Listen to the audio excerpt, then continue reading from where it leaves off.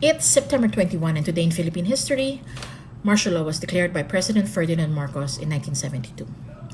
I do not have an advanced degree in history, but I do have a master's degree in applied business economics. And today, I want to revisit the macroeconomic effects of the Marcos era to the lives of the Filipino people. No politics, just empirical economic data. Pasensya na lang po sa nosebleed. Let's start. Number one, wages dropped during the Marcos era. Let's compare constant wages to a base year. So, a farmer who earned 100 pesos in 1962 earned 70 pesos in 1986. An unskilled worker who earned 100 pesos in 1962 earned 26 pesos in 1986. A skilled worker who earned 100 pesos in 1962 earned 28 pesos in 1986. Number two, Filipinos became poorer during the Marcos era. In 1965, 41% of the Filipinos lived on the poverty level. In 1985, the poverty level was at 58%. So 6 in every 10 Filipino families were poor. In 1973, underemployment and unemployment was at 10%. In 1982, this was at 33%. So the number tripled.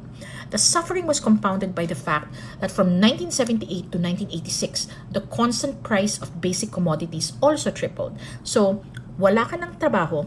Kung may trabaho ka, you are underpaid. At ang tataas pa ng presyo ng mga bilihin. Ang saya, di ba? Number 3, the Philippine loan skyrocketed. In 1965, the Philippine foreign currency debt was at $600 million. In 1986, it was at $26 billion. So that's a 4,300% increase. Debt is okay if your country's foreign exports grow at the same rate, but it did not in this case. Economists look at debt to export ratios, and in the 1980s it was at 300%, and that's a bad thing. The Philippines had to declare a debt moratorium in 1983. So analogy lang po, you have several credit cards and you max them all out, and you cannot meet your obligations because the minimum payment required is 3 times your income. That was the Philippines in 1983. So many apologists also hype on the fact that the Marcos regime built infrastructure. I agree. The infrastructure spending was the justification for the foreign loans. The Marcos era was built on debt-driven accomplishments. Look at the link in my bio and the comment section for sources.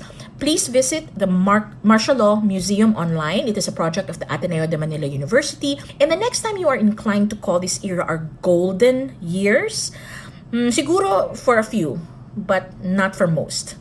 Look at the numbers. O, diba?